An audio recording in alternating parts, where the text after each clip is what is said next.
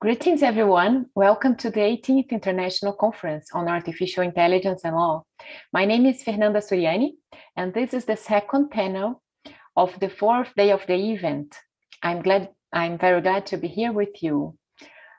Before starting the panel, in the name of ICAIL organization, I'd like to thank our platinum sponsors, JUS Brazil and Albert Einstein Israeli Hospital, our gold sponsors, Logarithm, Legal Code and PG Lawyers, and our silver sponsors, Urbano Vitalino Lawyers, Opsi Bloom Lawyers, and Oasis Open.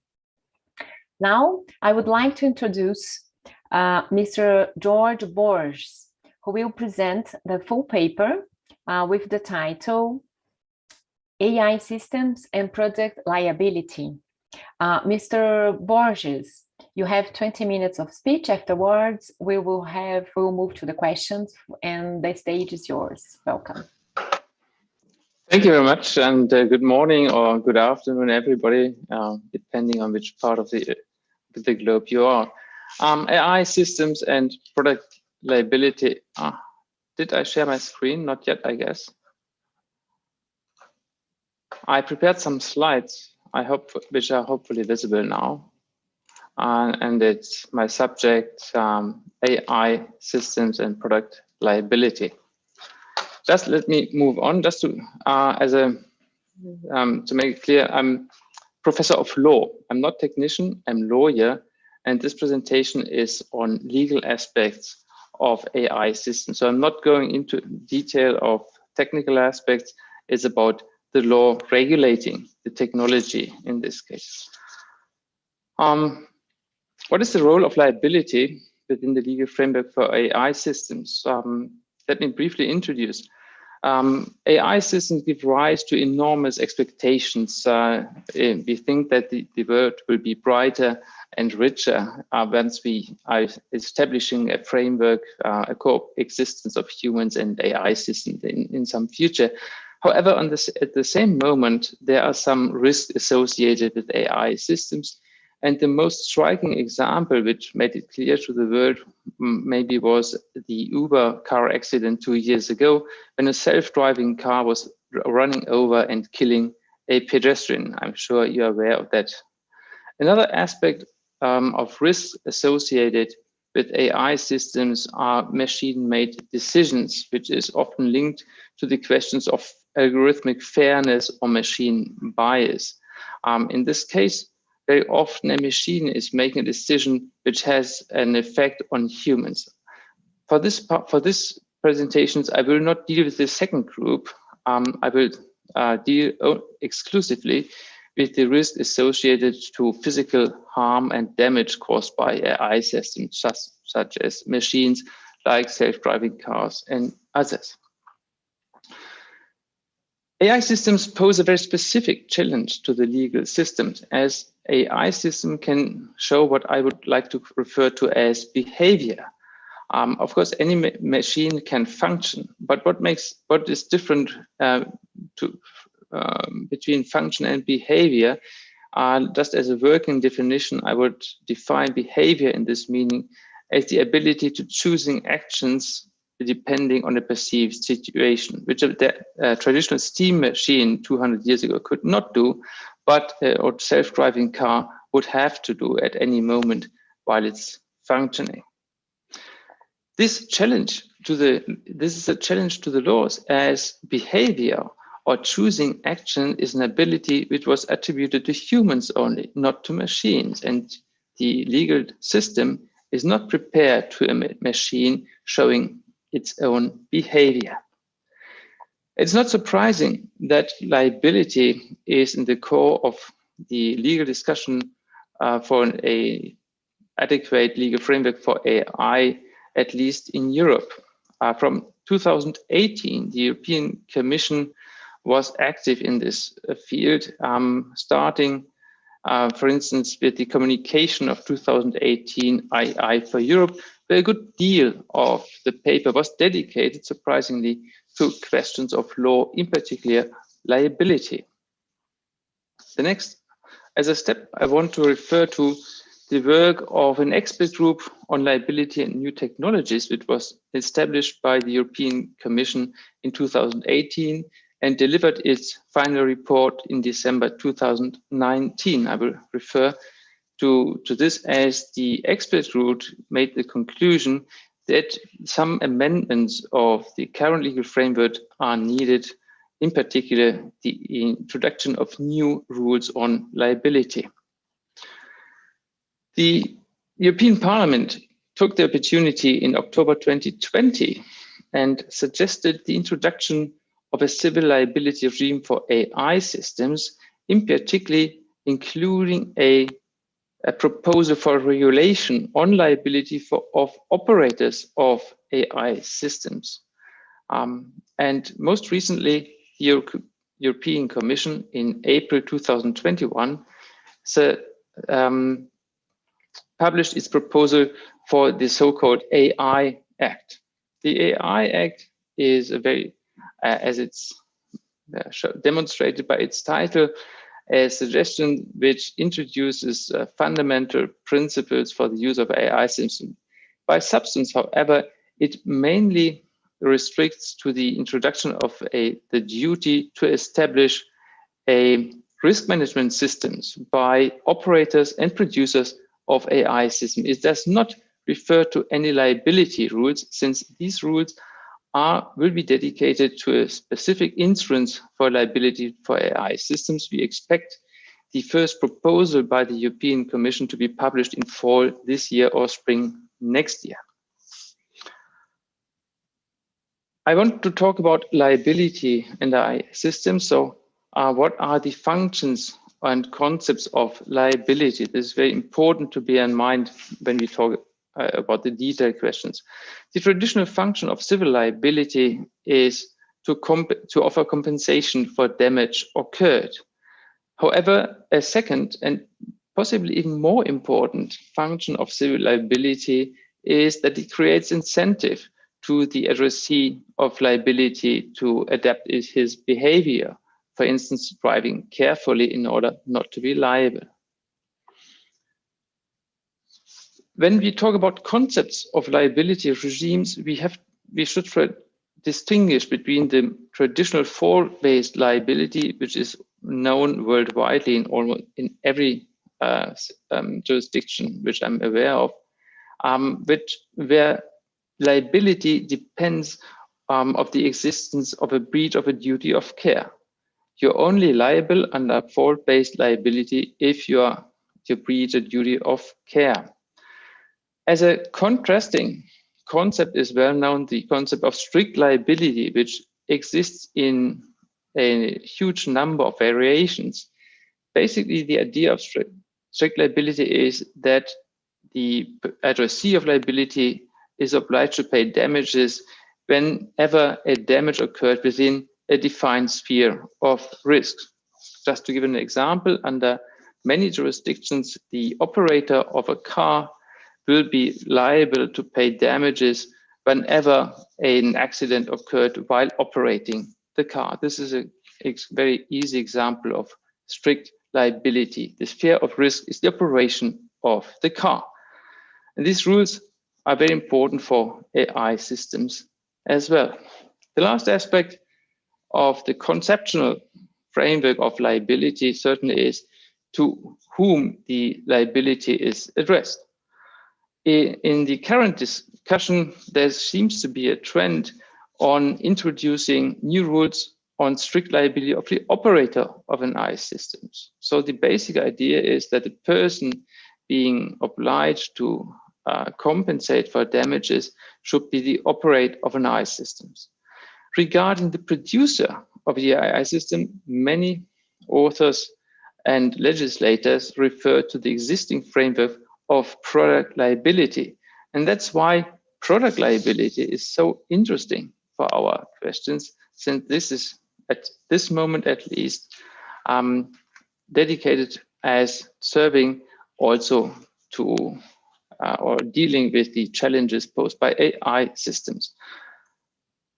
The legal framework of product liability is different, obviously, in all jurisdictions.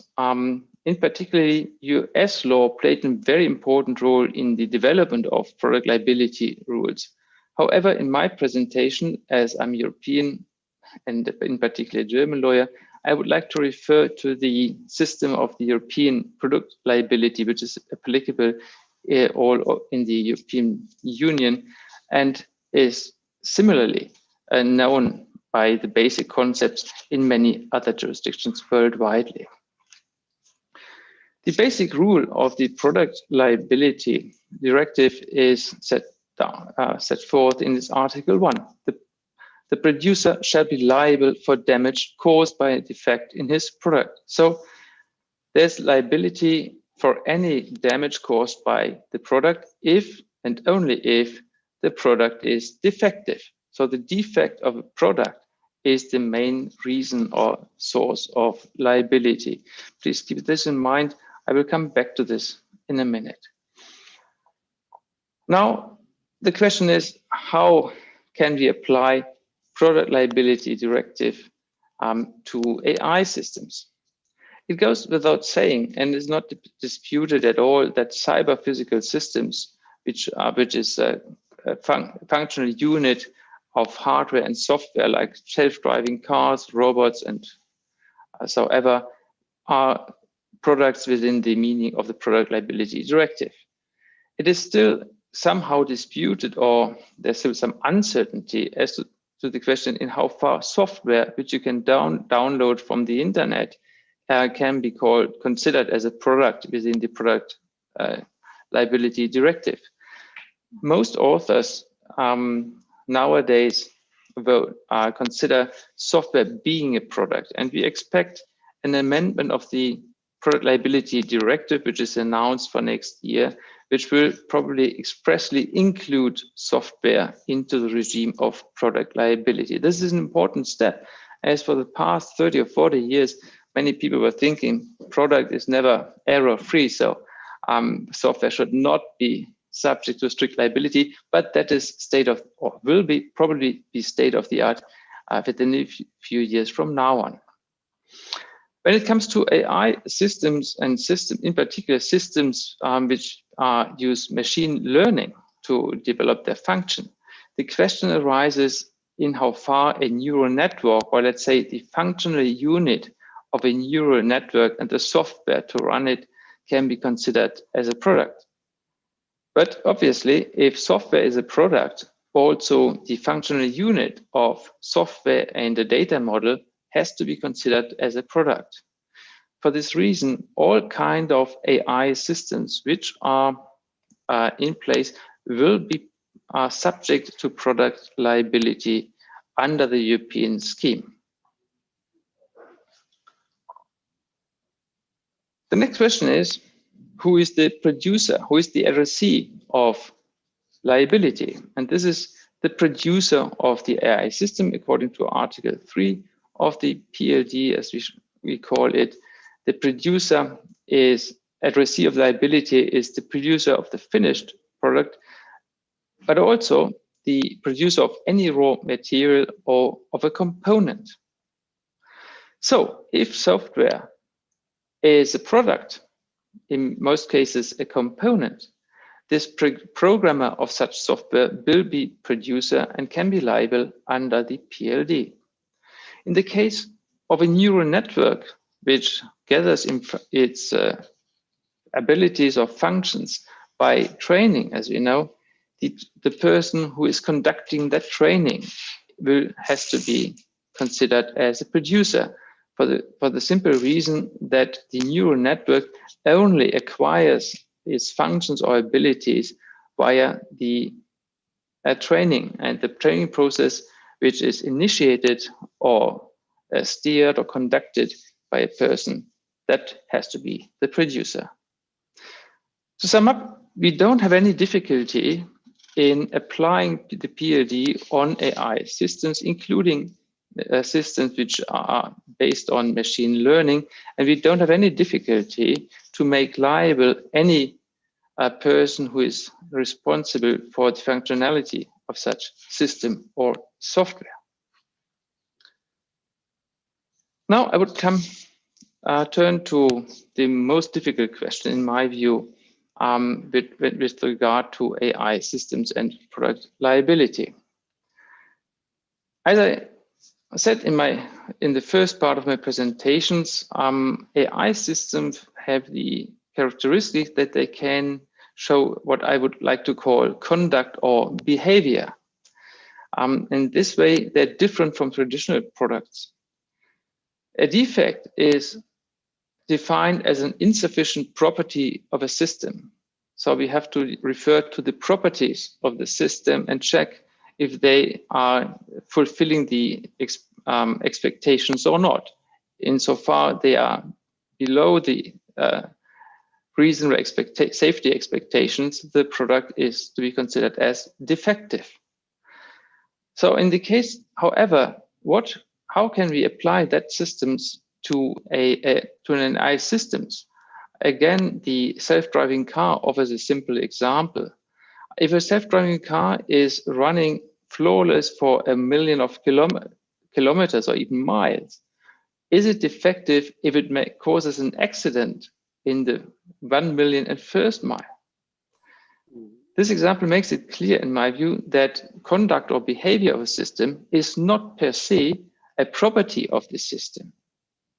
We should and have to distinguish between property and conduct. However, a kind of bridge between conduct and property can be established if we assume that the ability to behave in a certain way in a given situation can be considered as a property of the AI system. So the property, which is the reference point for defectiveness, is the ability of the system to behave in a certain way.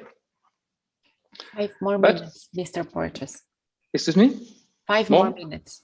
That's exactly what I expected. Thank you so much. So product, just to make it short, is not a liability for faulty behavior. And this is important since we have to establish this ability.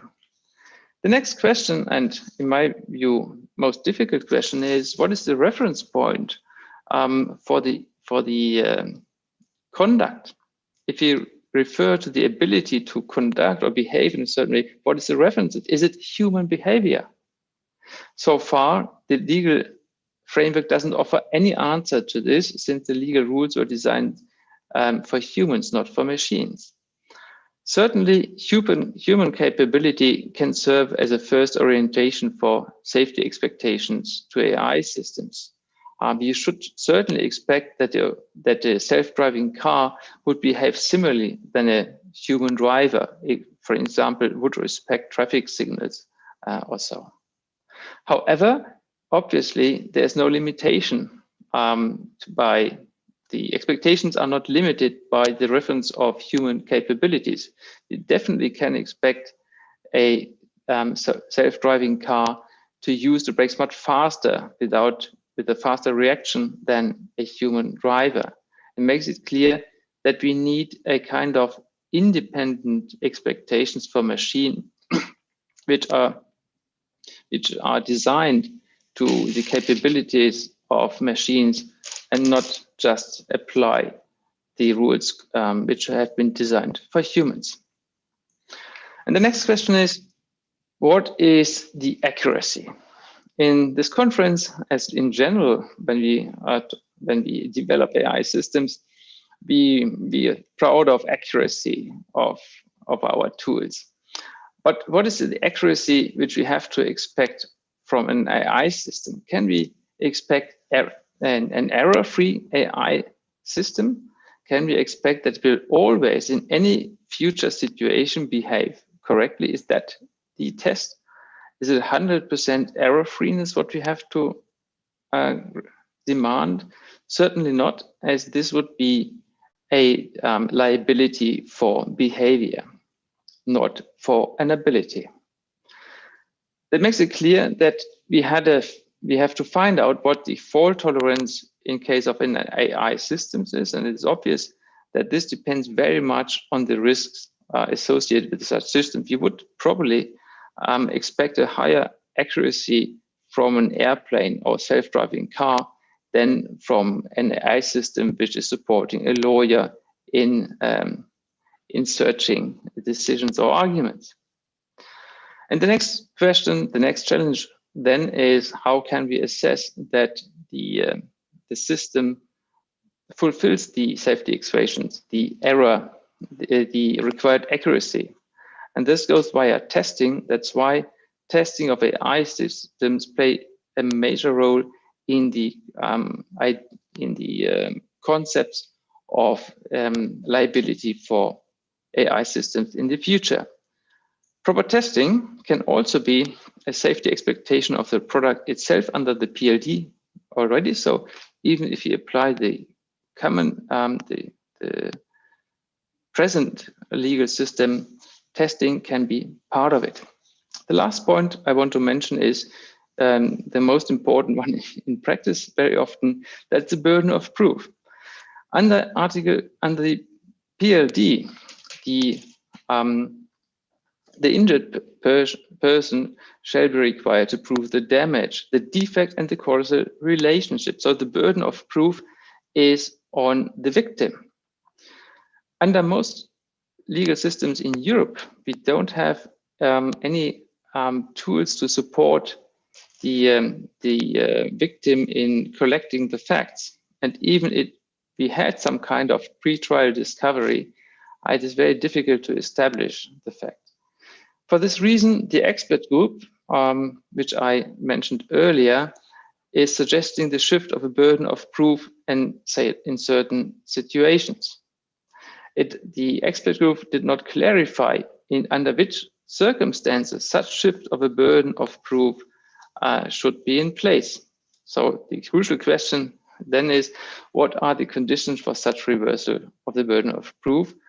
I would like to suggest a solution which I described in my paper, which is that the reversal of the burden of proof for defectiveness of a product should be in place in the case of faulty behavior of such product. So once we can establish that the AI system behaved in a given situation in a wrong way, the reversal of a burden of proof that the product as such is not defective shall be on the producer.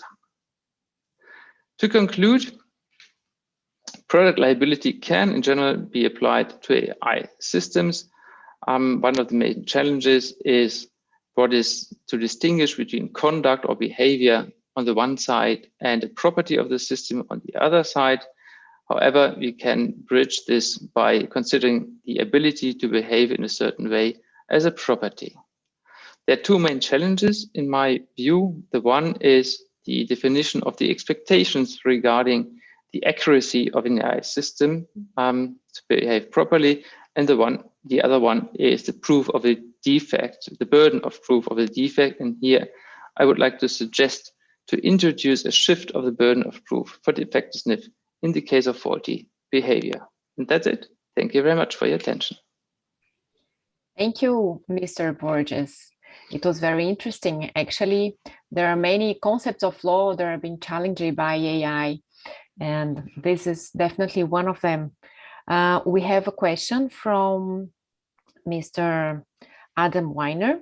Actually, he is asking you to comment about the development of these issues in the UK and USA, if possible.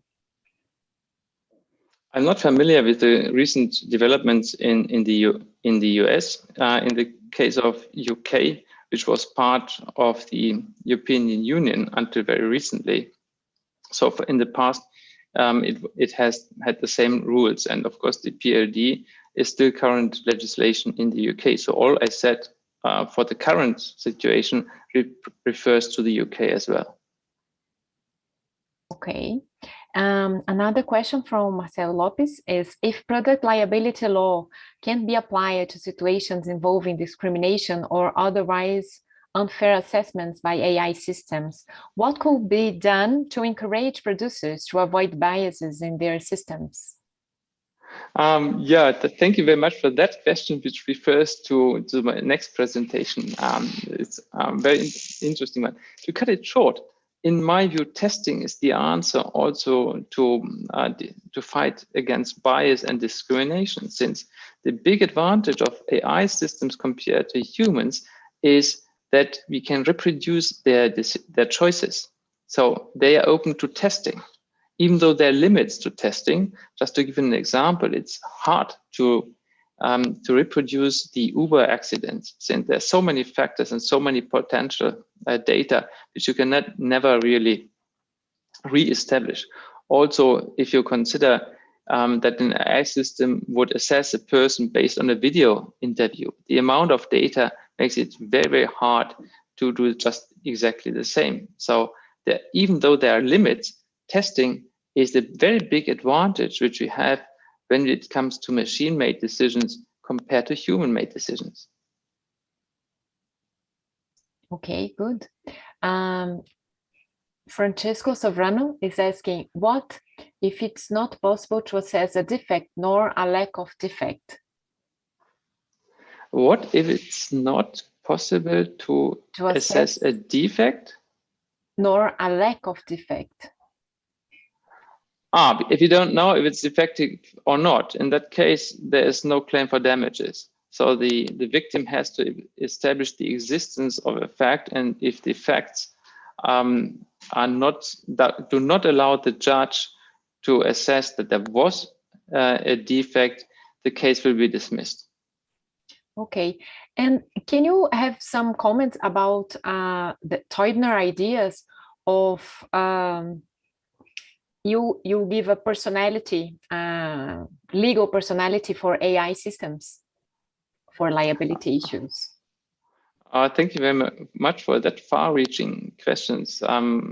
As we know, the idea of a legal personality, which was brought up by the EU Parliament in 2016 and discussed worldwide after that, has not found many friends in most Western countries. In Europe, it was Estonia who showed a sympathy and announced some legal action, but later refrained from it. And most scholars in Europe strictly oppose the idea of legal personality of AI systems. Surprisingly, in other areas of the world, there's more openness to this. When I have a frequent exchange with Japanese colleagues, and interestingly, the colleagues in Japan were much more open to the idea of giving personality to AI systems than their European counterparts. So it is very interesting to see that even though intuitively a European lawyer would certainly reject the idea of attributing legal personality to machines, like I would do actually, we have to consider to see that the idea is not, it's not impossible to conceive legal personality. Certainly what we will need is an idea of addressing machines in their behavior. I hope I could make it clear in my presentation that conduct is not a property and that we have to deal with a system, a machine, which is behaving similar to, in its own way, but similar to a human who is also choosing his action in a given situation. And that point is just not addressed by the current legal system. And if that is an idea which you can take away from my presentation, I would be very happy. Yeah, actually, it's a very, very interesting point of view. I really like it. Thank you very much, Mr. Borges. Now, I will introduce you. Sorry, do you have any more comments to finish? Any? No, thank you. That was my closing remark already. Thank you very much.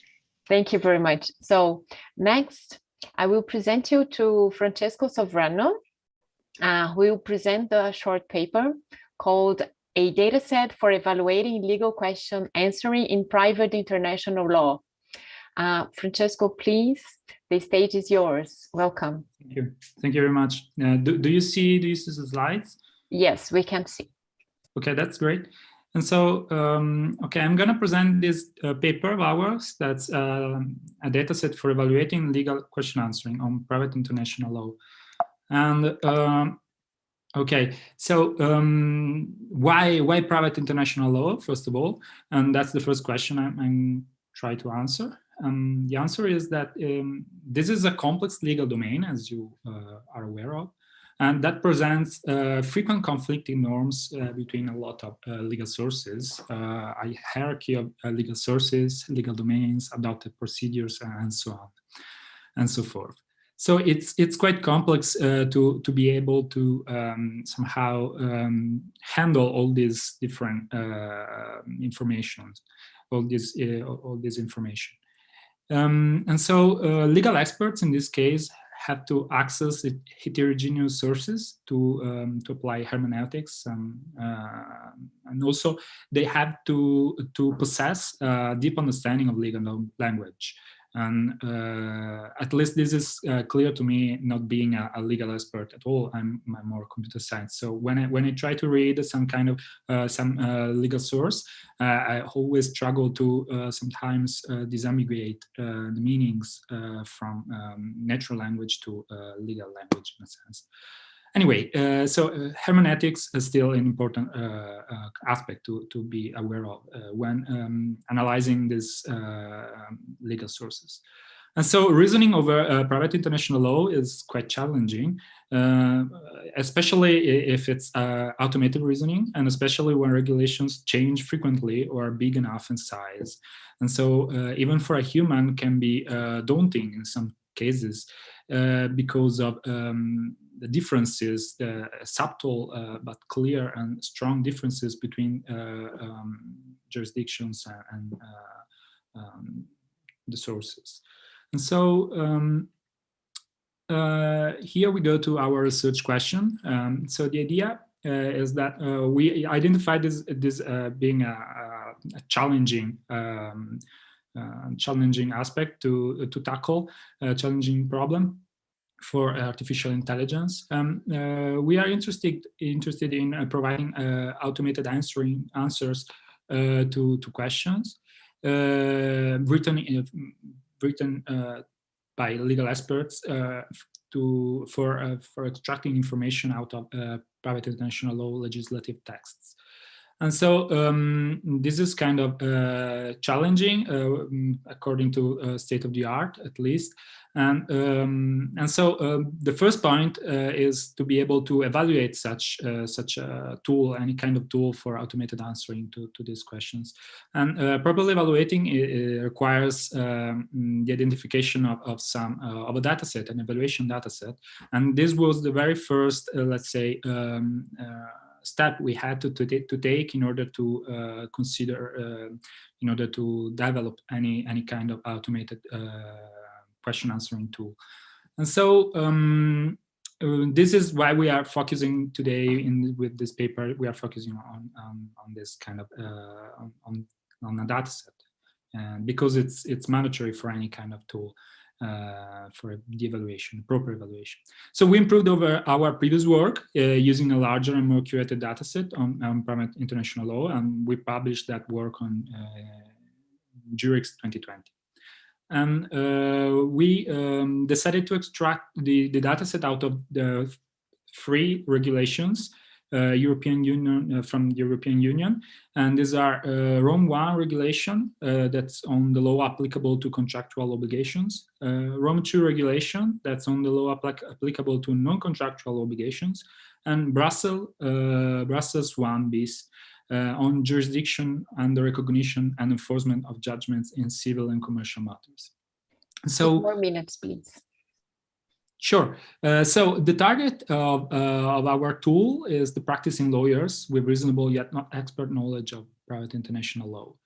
And so the dataset is clearly going to be a set of questions and answers, and expected answers for that questions. And these expected answers are in the form of articles, recitals, or commission statements, if any. In this case, we decided to consider recitals beside articles because the user persona could be interested in prima facie interpretative tools. And so we followed a methodology for building the dataset. So we asked to 5 legal experts to be involved in this. And so 2 of them selected the questions, trying to not be speculative or trying to be agnostic to elements that are placed outside the regulations. While other two independent experts try to find a set of expected answers using only the information within the regulations. And they had to avoid interaction with each other. And after this process, we had to merge the answers given by the two legal experts because there were subtle divergences between them. And so we used a third legal expert to do that, disposing of a higher level of expertise. And so furthermore, we also classify the questions according to a heuristic we called context specificity. And so we labeled questions as highly specific when the answers were exactly in the domain of the regulations. And normally when they were falling just in part within the scope. And otherwise, low specificity was given to the question. After the process, we had 17 questions, and of them, practically 1/3 of them had a low specificity, 1/3 a normal specificity, and 1/3 a high specificity. And we also try to evaluate the dataset in a sense using a tool. So we try to understand the behavior of existing tools on the new dataset. And so we took the one from our previous experiments, the one mentioned before from Juris 2020. And the expectations were that the QA tool, the question answering tool, was likely to not perform well on questions with low specificity because supposedly they require multi-hop reasoning, and that tool was not equipped with that capabilities. And so this is a screenshot of the tool, so you see the question and the answers.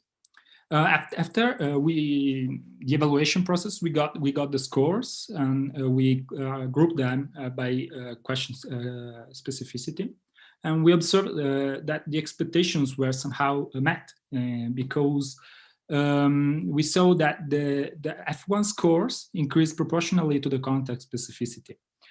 And that's quite reasonable because the specificity of the question is low when it asks something that is not closely related to the regulations. Multi-hop reasoning is usually required to answer questions with low specificity, but the baseline was not equipped for that, as we said. And so, as an example, this question, how should a contract be interpreted according to this regulation? This has a very low specificity, because it probably requires to pinpoint both recitals and articles for a proper answer, and so therefore more distinct and distant paragraphs, and so requiring multi-hops in the regulations, in the knowledge graph at least, the underlying the regulation. And so our belief is that most of the speculative questions would require broader view on the subject matter, having a low specificity to the regulations, therefore requiring multi-hop reasoning. So this paper, this dataset should help us in the future to evaluate properly new algorithms, to understand whether they're failing to different tasks, because question answering is probably involving different tasks. It involves answering to questions with a low or medium or high specificity. And being able to disentangle them could be beneficial for evaluation. And so we extended our previous work presented during Juris 2020, proposing this larger and more curated data set for the evaluation of private international law, of questions on private international law. And that's it. So I think I finished. Thank you for your attention. Thank you very much, Mr. Francesco Sovrano. We'll have a question for you. And at the third section of your paper, when you talk about context specificity, you say that multi-hop reasoning is usually required to answer questions with a low specificity, but the baseline is not equipped for that kind of reasoning yet. What are the main challenges to make your model able to answer this type of question? Oh, no, okay. Yeah, it's quite challenging, especially in this context, if you look at state-of-the-art question answering tools, especially applied to legal knowledge, they always try to handle single or two-hop reasoning questions. And it's very challenging to go farther, in a sense. But I believe that one of the process, one of the ways to go could be to integrate this question answering tool that is mainly based on deep language models, to integrate this tool with external reasoning tools. They are designed to handle multi-hop reasoning questions, in a sense. So the point here is that we have natural language, and that's quite good for deep language models. And we have formal reasoning tools that are not capable of handling natural language. So the challenge is to be able to, as always, in a sense, to bridge the gap between natural language and formal languages. And I believe that with the tool we are providing, we are using as baseline, this is possible by extending the knowledge graph, in a sense, the underlying knowledge graph that is used to answering questions, with new information coming from these reasoning tools. And that could be possible by, I don't know, using some discourse theory or some, by analyzing the language, the structure of the language and the information within the language in a proper way by means of existing theories of language, natural language, such as discourse theory or argumentation theory or so on. So I believe that this could be possible in a sense to, just to approximate some proper, let's say, level of multi-hop reasoning. I don't know, it's open, it's still an open problem for us. Perfect. Thank you very much, Mr. Francesco. Do you like to address some more final comments?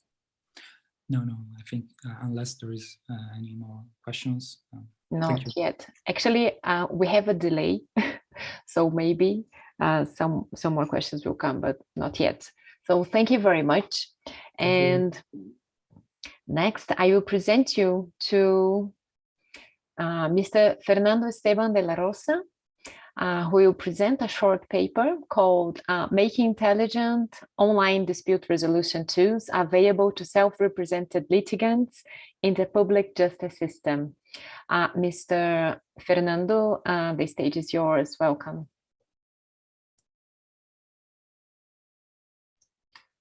We can see it. You can go on.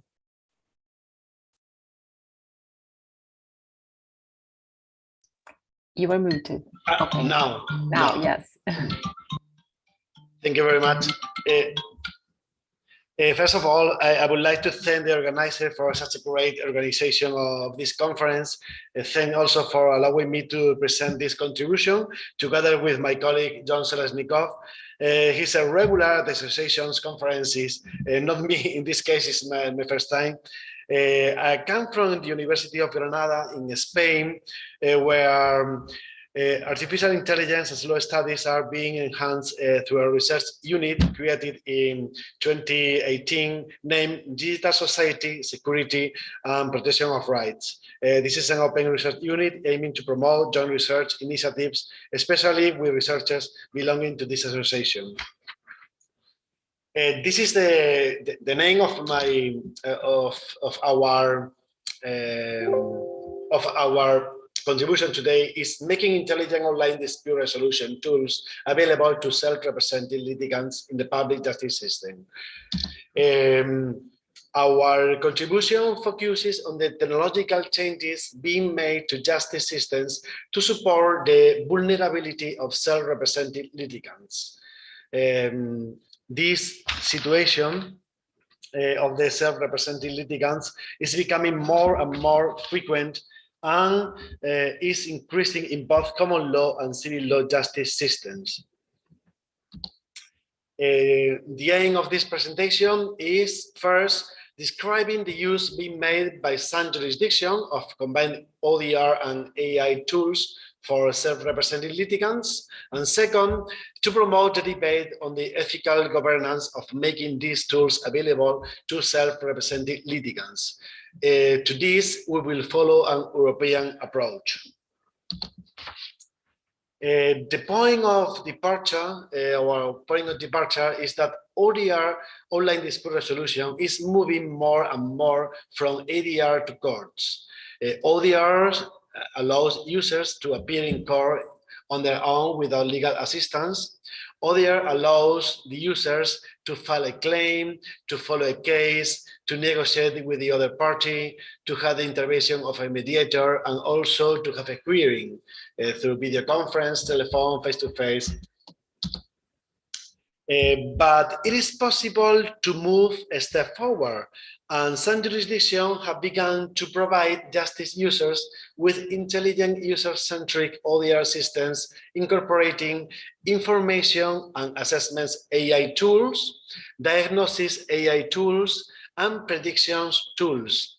The important thing is that this is in order so that disputants can be better prepared to deal with a direct negotiation conducted online with the aim of enabling the dispute to be resolved without the need for a court ruling. We have some examples stepping forward. Here we have the Dutch platform Rechtsbeheer, where the parties are informed of rules such as those for dividing property, child support, and standard arrangements for visiting rights, so that they could agree on the basis of informed consent. Also, we have the British Columbia Civil Resolution Tribunal. The CRT is the most significant current widely ODR system that comes closest to providing a full suite of dispute resolution services. It offers the diagnosis of the dispute by providing an expert system decision tree and provides legal information and tools such as customized letter templates. Between 2017 and 2018, China has also created 3 new internet courts in Hangzhou, Beijing, and Guangzhou. These courts only have jurisdiction over internet-related cases. Litigation risk assessment aims to help the party without legal knowledge to identify and exclude common litigation risk, thereby reducing unnecessary losses. Meanwhile, the assessment can make the party aware that litigation is risky and costly and guide the party to choose ADR or diversified dispute resolution. The system can automatically generate a complaint letter by simply selecting the suitable response options. There are also interesting projects in Estonia and Singapore. For instance, Singapore is developing an ambitious online system, initially only for injuries arising from motor vehicle accidents. An outcome simulator will provide guidance to potential claimants prior to the commencement of the proceedings, helping them to decide on offers from insurance companies. The aim is for parties to first use the technology to reach amicable settlements without professional legal advisors. In order to give an answer to the situation of the self-represented litigants, the justice system should be adapted to support them. Some of the facilities refers to the use of AI tools. The system should allow users to enter information, ask them for appropriate data, and provide for templates to initiate the dispute.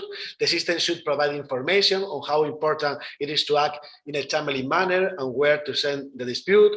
But the system should also provide tools for reality testing, books, articles, reports of cases, copies of legislation, and videos, and the most important thing, the possibility of having information about best alternative to a negotiated agreement in order to promote the direct settlement. 5 more minutes, please. Okay, sure.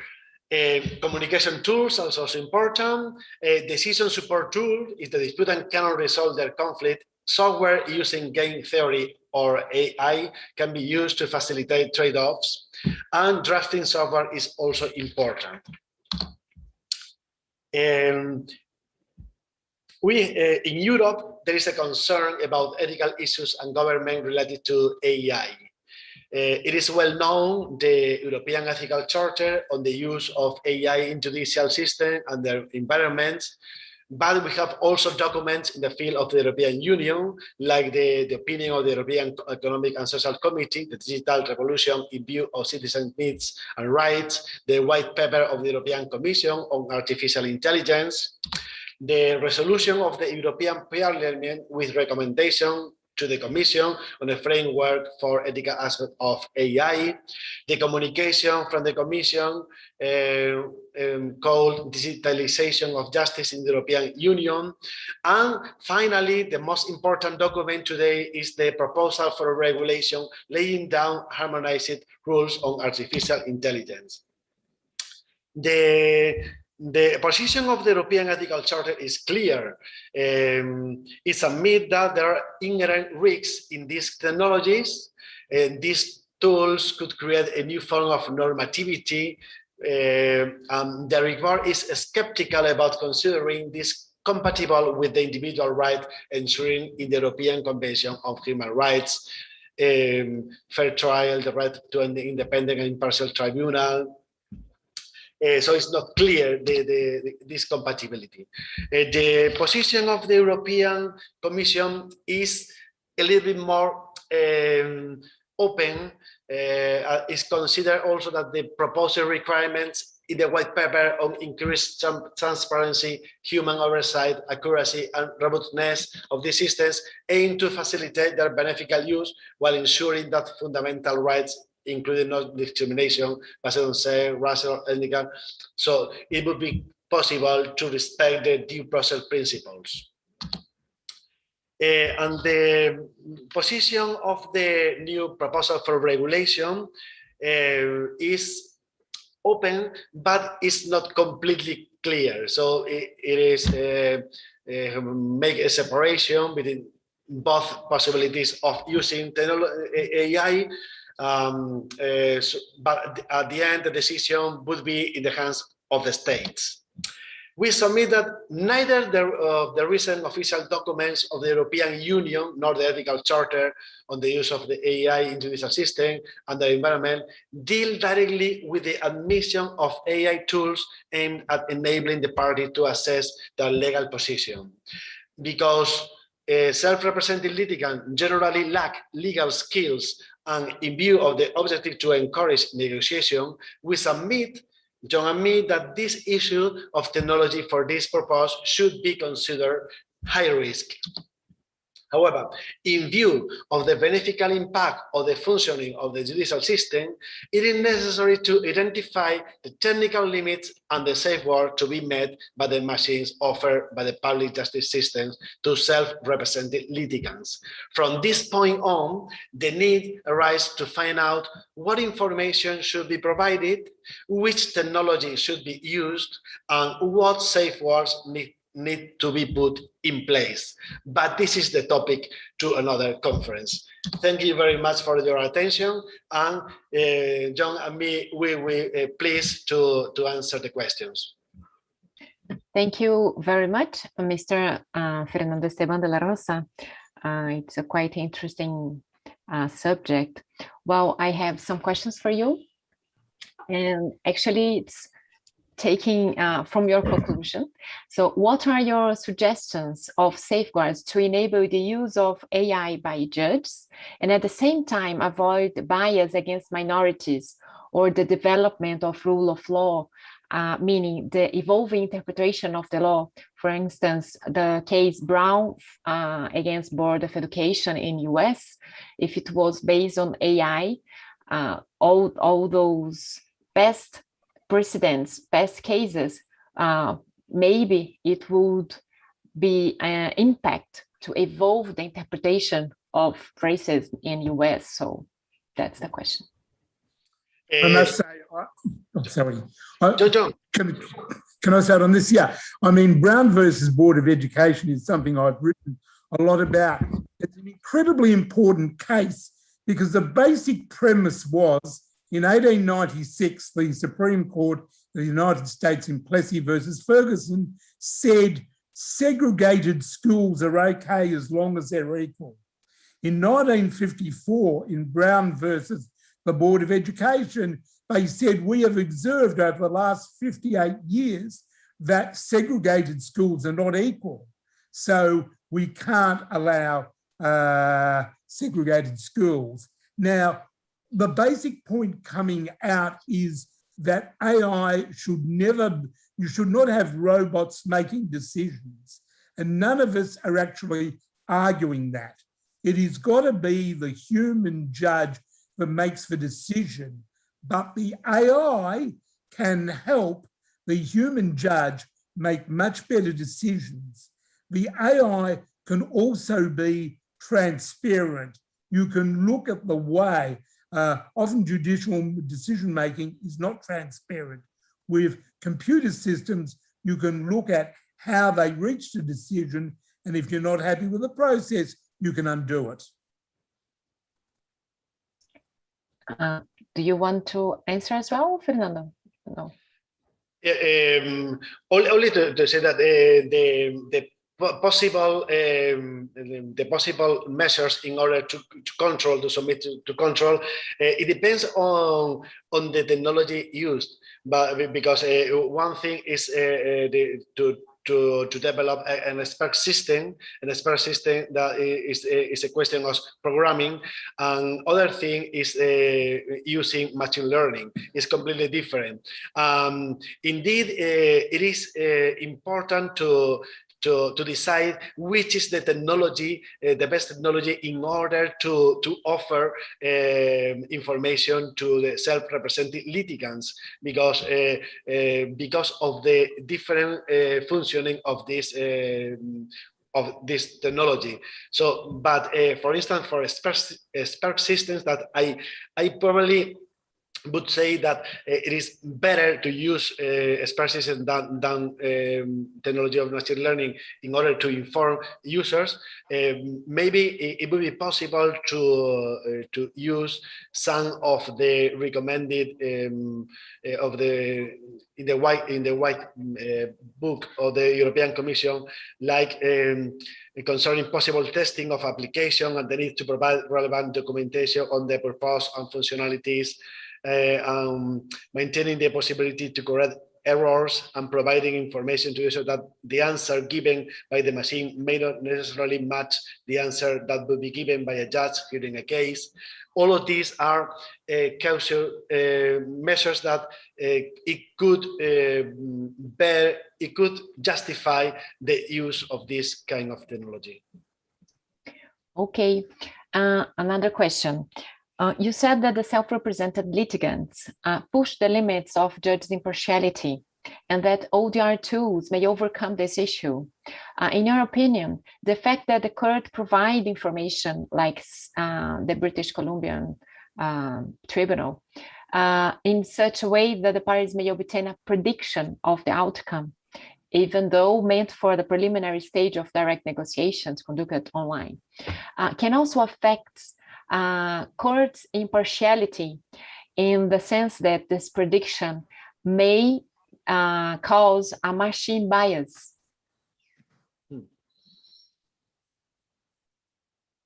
Well, I might say nothing is ever unbiased. We all have social, political, cultural values. Now, the whole idea of, you know, self-represented litigants have always been at a disadvantage compared to those people who get good professional advice. So having contacts, having money is always a benefit in any system. What we're saying is that the use of online dispute resolution systems and systems to support litigants in ADR is going to improve their chances. It's not going to make it equal, it's not going to make it perfect, but it will provide opportunities that have not been previously available.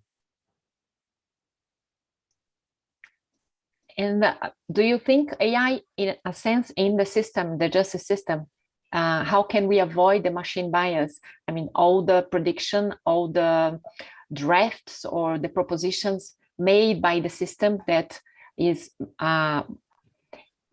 thought as more neutral. Can it happen? How we can manage the safeguards? Do you think it's only to use not using in the justice system the learning machines, only expert system? Is there a solution? It won't be perfect, but there are human biases that that's the whole legal profession, and certainly the legal academic profession. What we're trying to do is to improve it.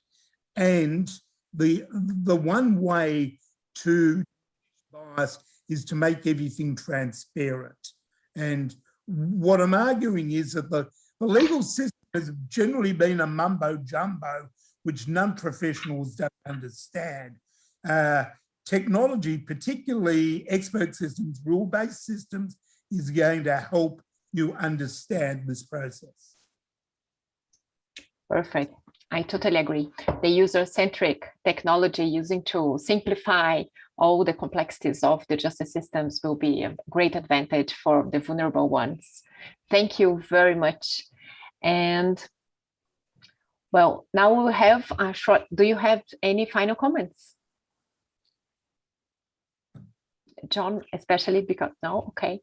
So thank you very much for your participation in ICAIL. And now we'll have a short break for 30 minutes. And those who want to meet other participants and exchange experience can access the GatherTown platform for a networking moment. The link is at the OpenFi platform. Thank you very much and see you soon. Thank you. Thank you.